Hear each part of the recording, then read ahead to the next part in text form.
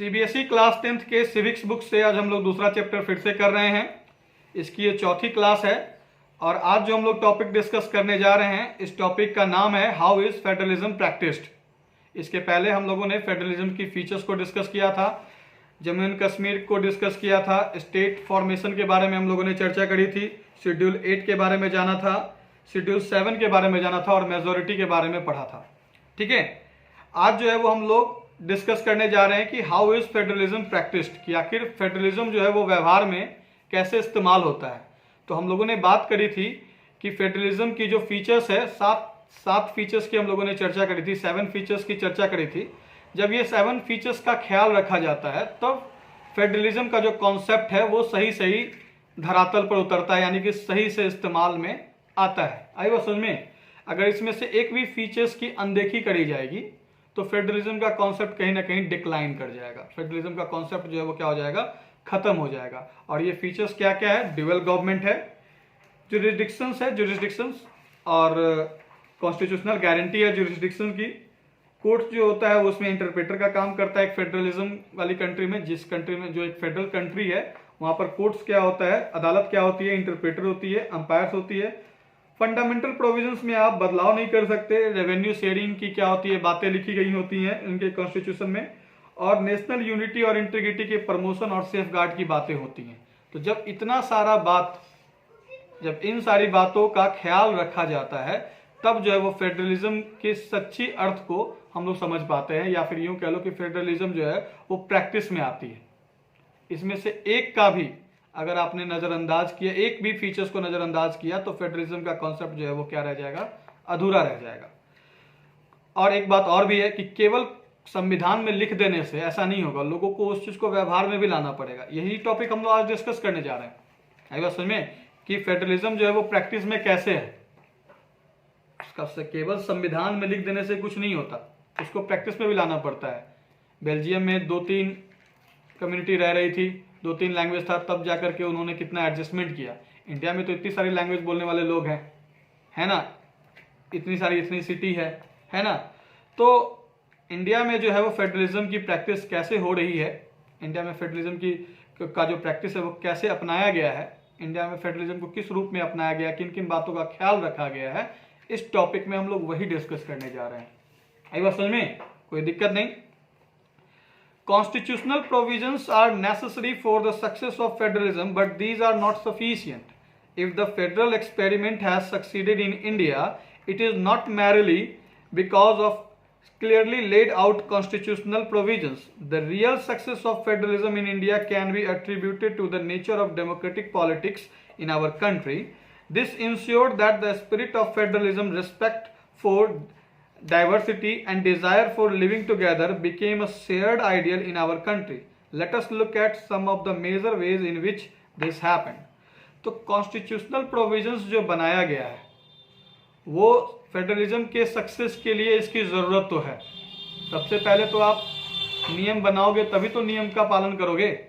तो ये जो कॉन्स्टिट्यूशनल प्रोविजंस बनाया गया है, एक कंट्री फेडरल है या नहीं ये डिसाइड कौन करता है, वहाँ की कॉन्स्टिट्यूशनल प्रोविजंस, यानी कि कॉन्स्टिट्यूशन को कैसे बनाया गया है, कॉन्स्टिट्यूशन में किन किन बातों की चर्चा है, लॉ मेकिंग अथॉरिटी, किसका क्या जुरिस्डिक्शन है, सिटीजनशिप राइट, फंडामेंटल राइट, इन सारी प्रोविजंस को जो है वो कॉन्स्टिट्यूशन में लिखा जाता है। तो कॉन्स्टिट्यूशनल प्रोविजंस जो है वो तो नेसेसरी है। फेडरलिज्म या फेडरल कंट्री कहलाने के लिए कॉन्स्टिट्यूशनल प्रोविजंस तो नेसेसरी है, लेकिन ये सफिशिएंट नहीं है ना। जो फेडरल एक्सपेरिमेंट है इंडिया का वो सक्सीडेड रहा है, सफल रहा है, लेकिन केवल कॉन्स्टिट्यूशनल प्रोविजंस लिख देने से नहीं होता, है ना। जो फेडरलिज्म की जो रियल सक्सेस है इंडिया में, उसका श्रेय जाता है यहाँ की डेमोक्रेटिक पॉलिटिक्स को। किस तरीके से हम लोगों ने पावर को लिख देने से नहीं होता है, बांटना भी होता है, उसको व्यवहार में भी लाना होता है। आई बात समझ में? श्रीलंका भी डेमोक्रेटिक कंट्री था, लेकिन उन्होंने जो फेडरलिज्म का जो कॉन्सेप्ट है उसको ध्यान में नहीं रखा।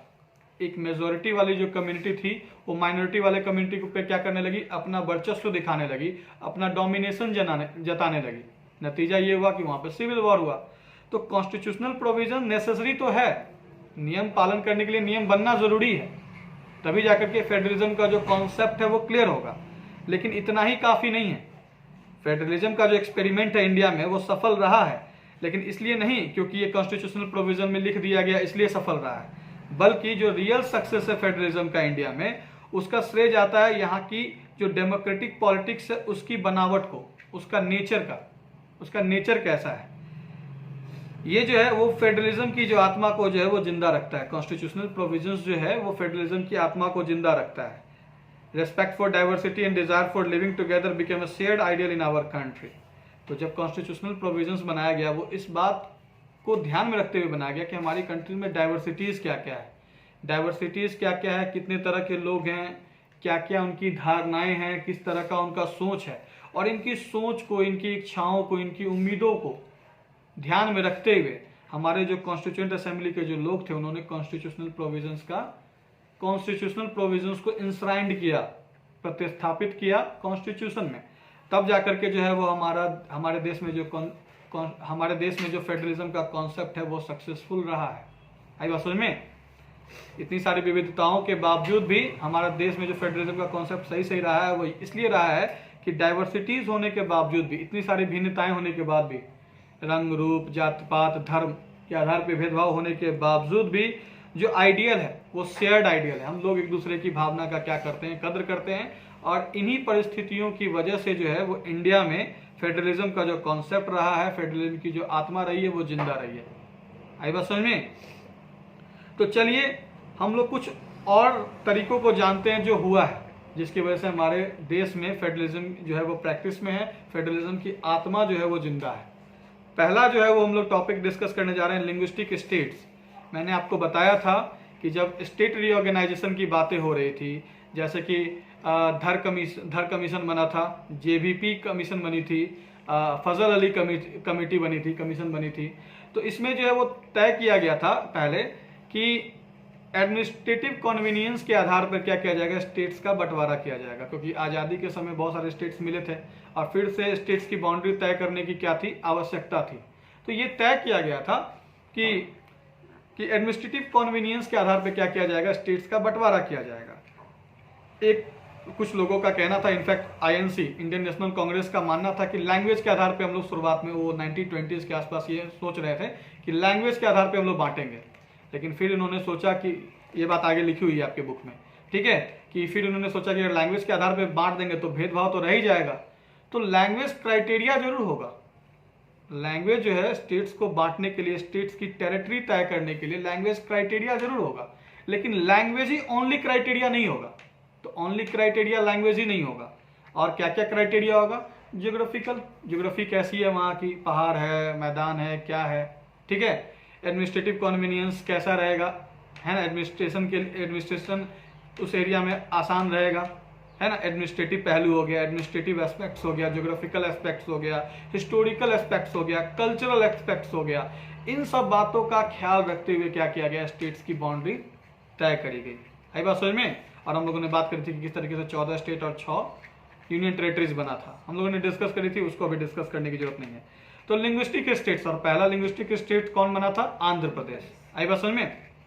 तो लिंग्विस्टिक स्टेट्स, फेडरलिज्म सही ढंग से काम करे इंडिया में, इसके लिए क्या किया गया, डाइवर्सिटी का ख्याल रखा गया। और पहली डाइवर्सिटी क्या थी, linguistic states. The creation of linguistic states was the first and a major test for democratic politics in our country. If you look at the political map of India when it began its journey as a democracy in 1947 and that of 2021, you will be surprised by the extent of the changes. Many old states have vanished and many new states have been created. Areas, boundaries and the names of the states have been changed. जो linguistic states जो है ये पहला, the creation of linguistic states was the first and major test for democratic politics in our country. हमारे देश में democratic politics जो है वो चले, इसके लिए जो है वो लिंग्विस्टिक स्टेट्स का जो निर्माण है ये पहला टेस्ट था हमारा। मतलब कि जब हमारा देश आज़ाद हुआ 1947 में, जब आज़ाद हुआ और पॉलिटिकल मैप तैयार करने की जरूरत थी, स्टेट्स की बाउंड्री तैयार करने की जरूरत थी, तो लिंग्विस्टिक स्टेट्स को ध्यान में रखा गया। लिंग्विस्टिक को, लैंग्वेज को क्या करा गया, ध्यान में रखा गया स्टेट्स की टेरिटरी तय करने के लिए। आई बात समझ में? हालांकि मैं बता दूं आपको, I am reiterating again and again, that language was not the only criteria. The first and last state that was formed on the basis of language was Andhra Pradesh, है ना. आंध्र प्रदेश जो है वो ओनली एक स्टेट बना जो लैंग्वेज के बेसिस पे बना. बाकी स्टेट की जो टेरिटरी तय हुई वो एडमिनिस्ट्रेटिव कन्वीनियंस के आधार पर तय हुई, हिस्टोरिकल बैकग्राउंड्स के आधार पर तय हुई, है ना, और कल्चरल एस्पेक्ट्स के आधार पर तय हुई. लैंग्वेज एक क्राइटेरिया था, लेकिन language was not the only criteria, क्योंकि बाद में हमारे जो तय करने वाले जो लोग हैं उन्होंने ये देखा कि अगर लैंग्वेज के आधार पर तय किया जाएगा तो हो सकता है कि एक स्टेट के लोग दूसरे स्टेट से नफरत करने लगे और हमारी एकता जो है वो क्या हो जाए, भंग हो जाए. तो हो सकता है.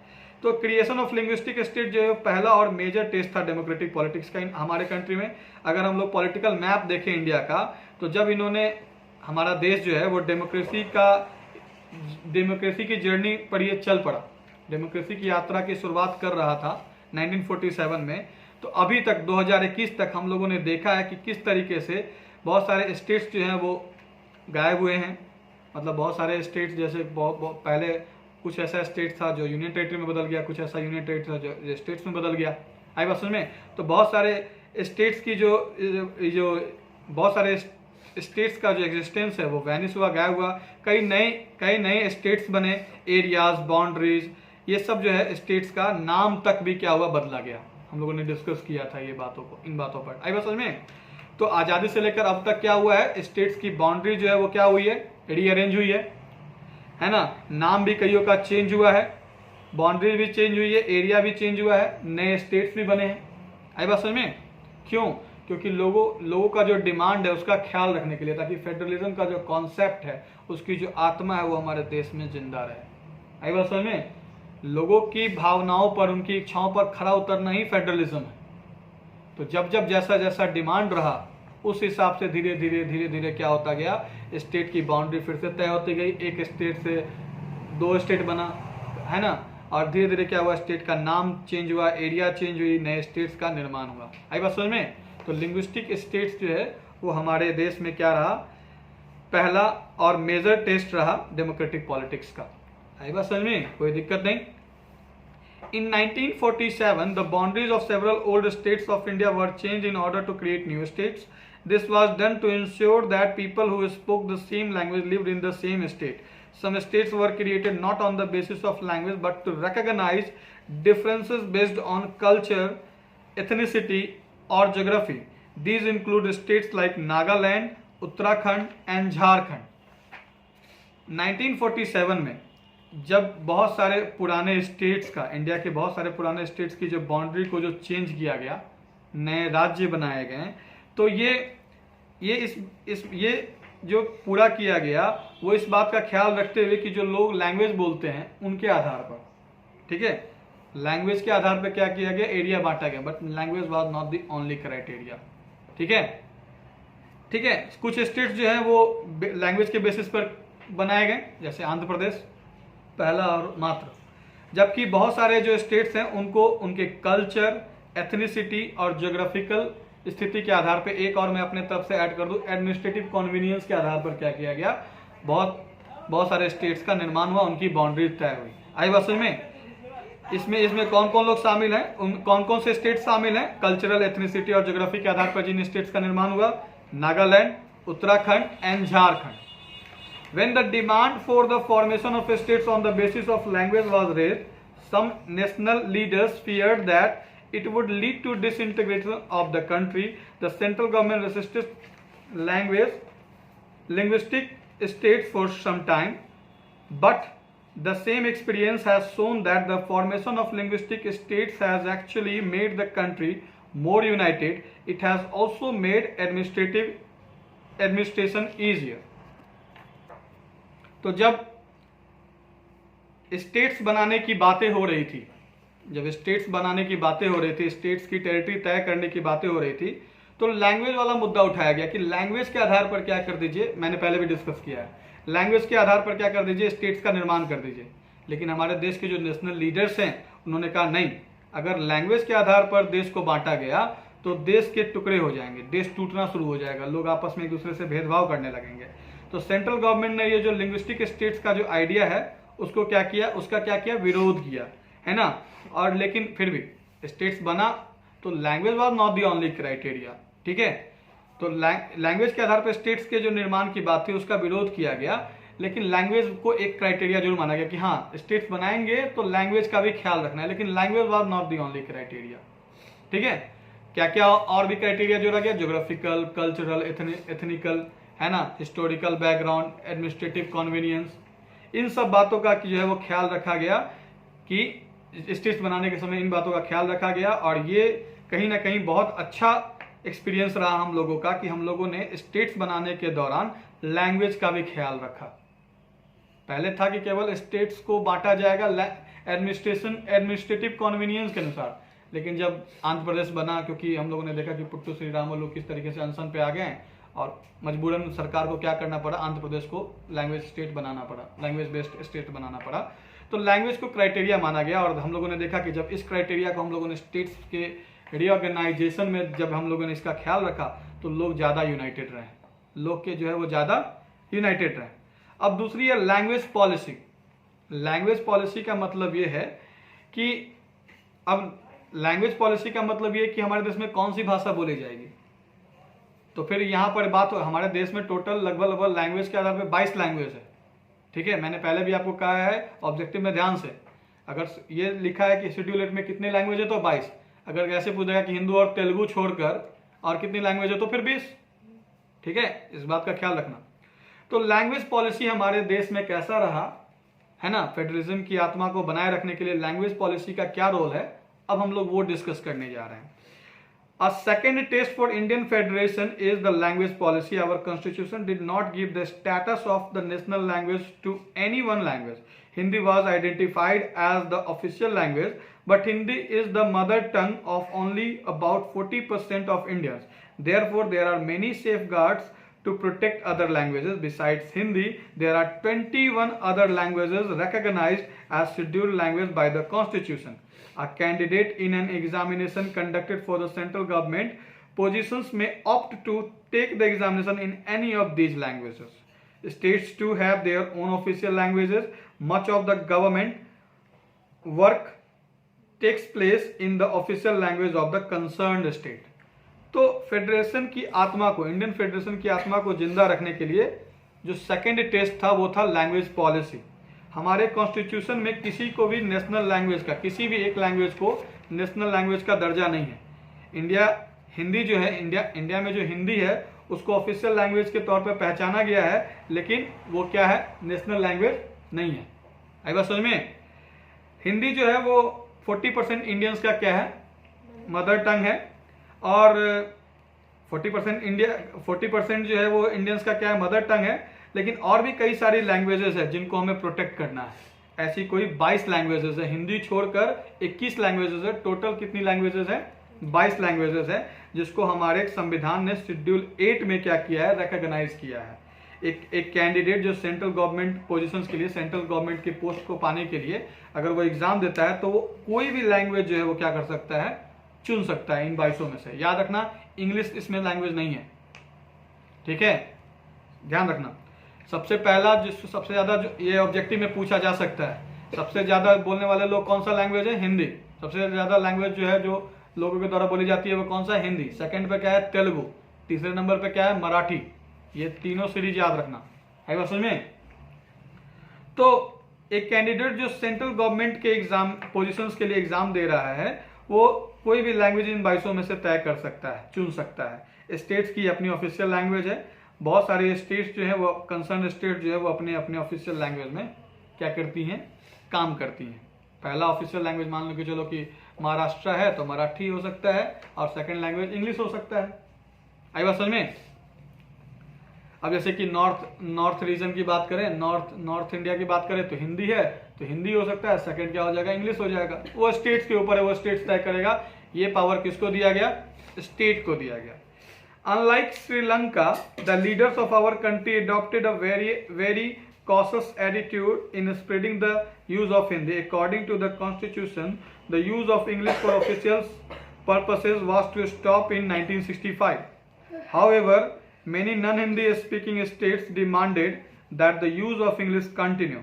In Tamil Nadu, This movement took a violent form. The central government responded by agreeing to continue the use of English along with Hindi for official purposes.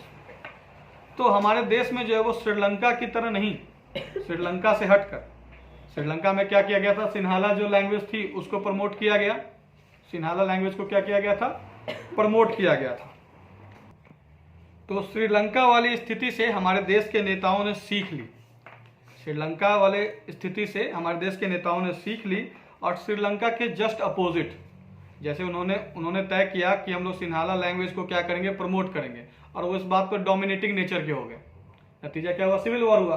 तो श्रीलंका से हमारे देश के नेताओं ने क्या करी, सीख ली, और हमारे देश के नेताओं ने क्या करी, हिंदी को स्प्रेड किया जाए इसके प्रति एक कॉशस एटीट्यूड अपनाया, एक चेतावनी वाली जो है वो क्या करी, सावधानी वाली जो है वो क्या करी, व्यवहार अपनाई।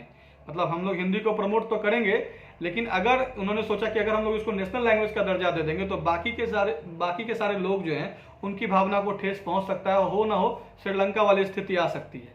तो श्रीलंका से हम लोगों ने सीख ली।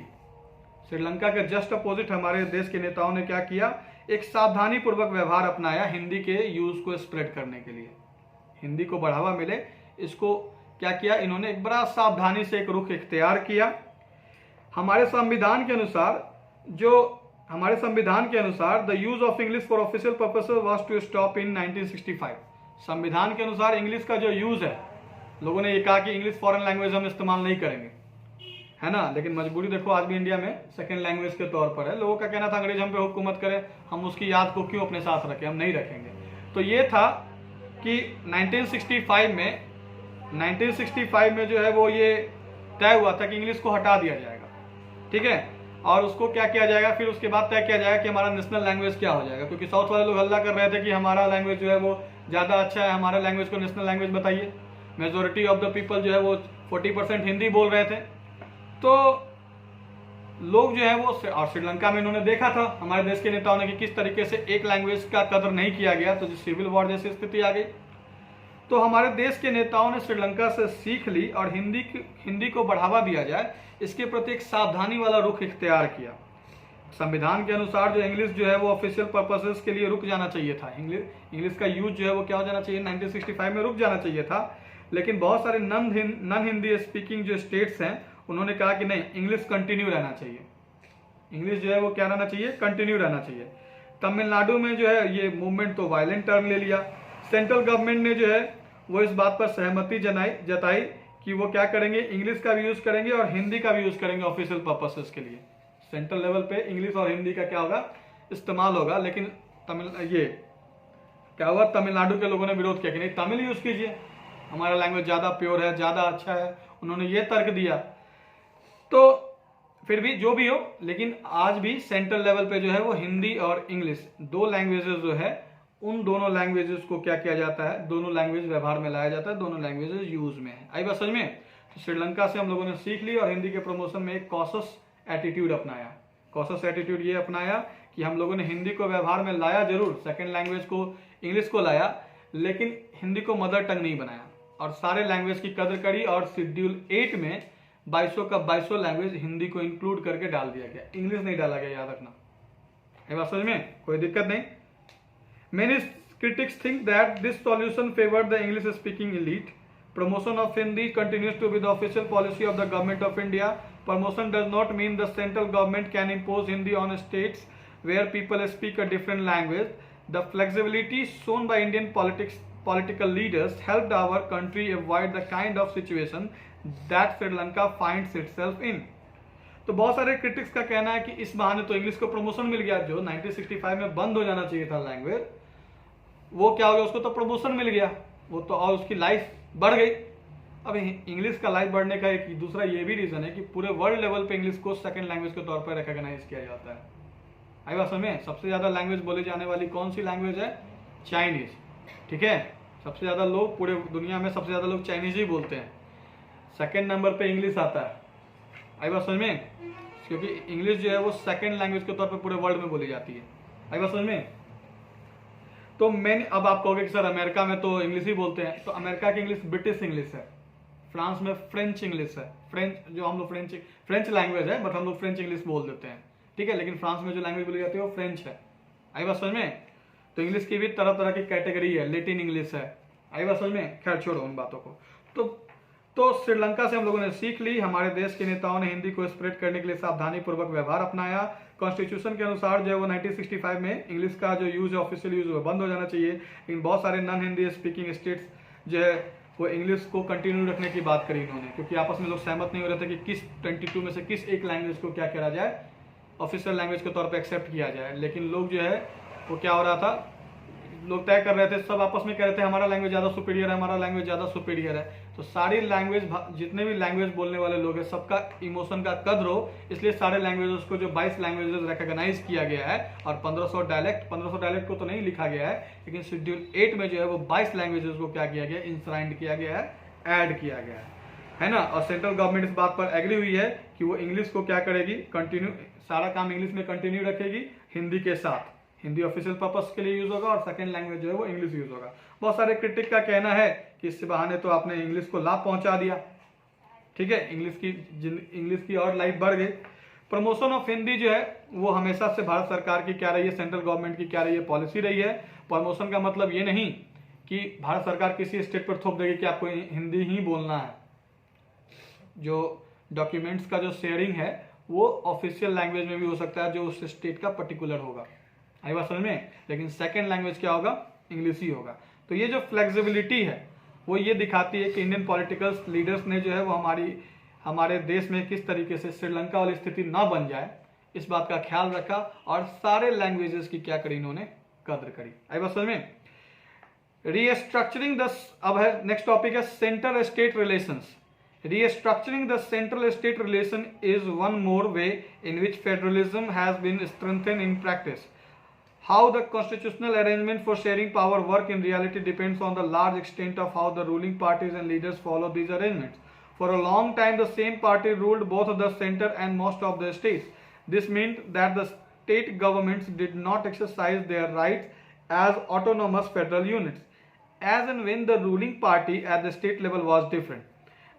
The parties that ruled at the center tried to undermine the power of the states. In those days, the central government would often misuse the constitution to dismiss the state governments that were controlled by the rival parties. This undermined the spirit of federalism.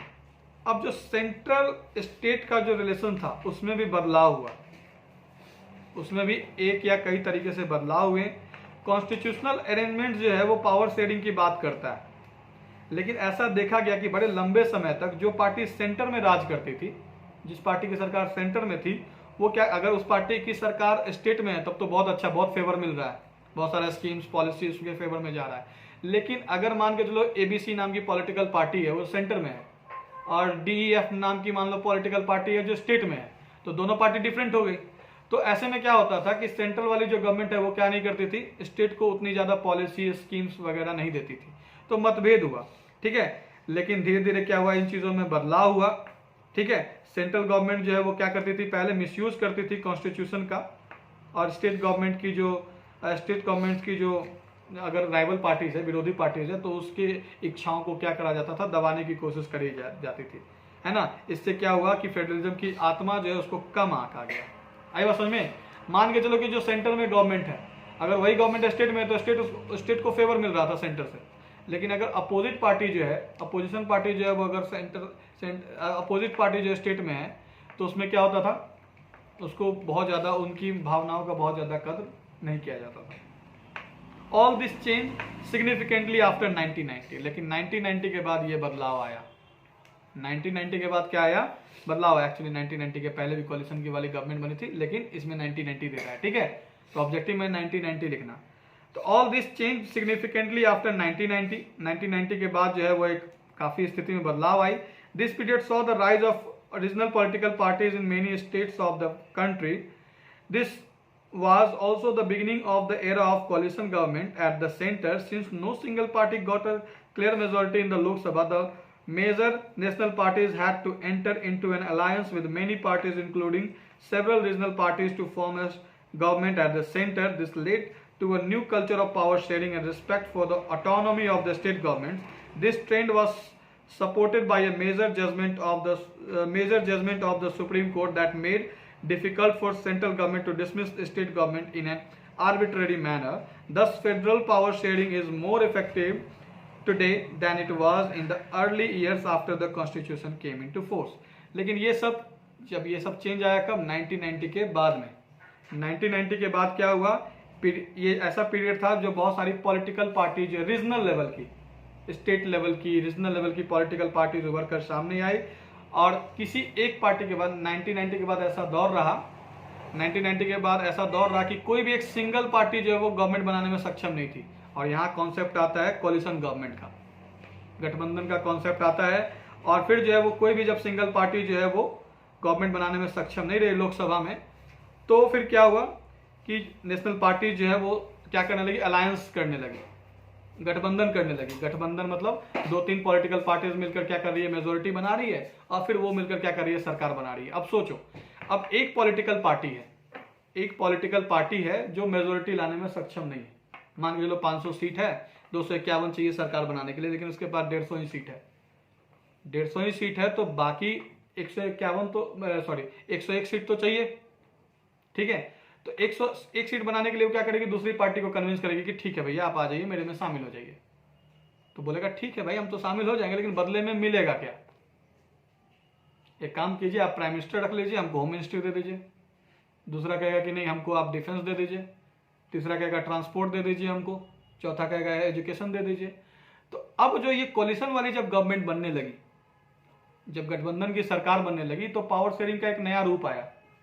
4-5 political parties या एक से ज्यादा ही कह लो, एक से ज्यादा political parties जो है वो क्या करने लगी, मिलकर सरकार बनाई। और यहाँ पर जब एक सरकार एक पॉलिटिकल पार्टी जब दूसरे पॉलिटिकल पार्टीज को सपोर्ट कर रही थी सरकार बनाने में, तो यहाँ पर एक पावर शेयरिंग का एक नया कॉन्सेप्ट सामने आया। नया कॉन्सेप्ट क्या सामने आया कि एक पार्टी दूसरे पार्टी को तभी मदद करने के लिए राजी होती जब उसके मन मुताबिक जो है वो क्या मिलता, उसको वो एरिया मिलता, वो मिनिस्ट्री मिलती, तब जाकर के वो उनको क्या करते, सपोर्ट करते। तो इस तरीके से जब 1990 के बाद कोलिशन गवर्नमेंट का कॉन्सेप्ट आया, तो एक नई पावर शेयरिंग जो है वो उभर कर सामने आई। और ऐसे में रीजनल पार्टी जो थी, पॉलिटिकल पॉलिटिकल पार्टीज अस्तित्व में आई और ये लोग मिलकर रीजनल पॉलिटिकल पार्टीज बनी। और ये डिफरेंट पॉलिटिकल पार्टीज जो है वो क्या करने लगी, आपस में मिलकर के क्या कराई, उन्होंने सरकार बनाई। और जब कभी भी एक पार्टी दूसरे पार्टी से सहमत होती मिलने के लिए, तो इनका डिमांड होता, ठीक है, डिमांड होता। अब स्वाभाविक है, जो रीजनल पॉलिटिकल पार्टी होगी उनका रीजनल डिमांड होगा। तो जब रीजनल डिमांड होगा मतलब कि स्टेट लेवल से कोई पार्टी, अगर स्टेट पार्टी है, स्टेट पॉलिटिकल पार्टी भी 2 तरह की होती है, तो स्टेट पार्टी है, स्टेट पॉलिटिकल पार्टी है, तो वो अपना डिमांड करेगी। तो स्टेट पॉलिटिकल पार्टी में वही लोग होंगे ना जो स्टेट के रिप्रेजेंटेटिव होंगे। तो एक नया पावर शेयरिंग का जो है वो कॉन्सेप्ट जो है वो कोलिशन गवर्नमेंट के बाद आया। आई बात समझ में? तो 1990 के बाद जो है ये पॉलिटिकल पार्टीज बनने लगी, कोलिशन गवर्नमेंट का कॉन्सेप्ट आया। लोकसभा में मेजोरिटी लाने के लिए कोई भी सिंगल पार्टी जब सक्षम नहीं हो पाई, तो एक पार्टी दूसरे पार्टी को कन्विंस करने लगी कि आइए मेरे साथ मिलिए और हम नई सरकार बनाएंगे, मिलकर साथ सरकार बनाएंगे, है ना, गठबंधन की सरकार बनाएंगे। और जब गठबंधन में जब बहुत सारी रीजनल पॉलिटिकल पार्टी जब साथ में आई, तो पावर शेयरिंग का एक नया रूप आया सामने में। आई बात समझ में? और जो फेडरलिज्म का कॉन्सेप्ट है वो हमारे देश में वो और ज्यादा क्या हुआ, मजबूत हो गया। ठीक है, तो पहले भी मजबूत था, लेकिन जब से 1990 इसके बाद जो है वो क्या हुआ, और ज्यादा जो है वो हमारे देश में फेडरलिज्म का कॉन्सेप्ट क्या हो गया, मजबूत हो गया। आई बात समझ में? तो आज के लिए फिलहाल इतना ही। अगले क्लास में हम लोग लिंग्विस्टिक डाइवर्सिटी ऑफ इंडिया पढ़ेंगे। आई बात समझ में? कोई दिक्कत? रिवाइज करो, बार बार देखो।